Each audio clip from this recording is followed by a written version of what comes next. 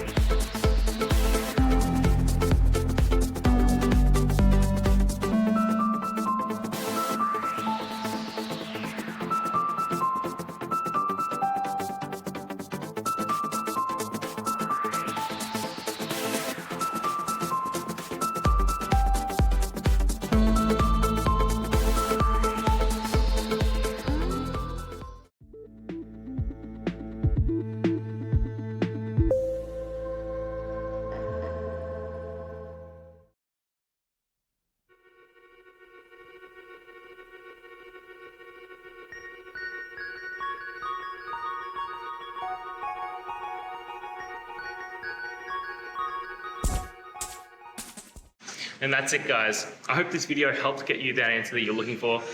Now, I'll see you next time. Please subscribe for more question and answer videos. And if you have any more, please just shoot them through in the comments. Have a good one.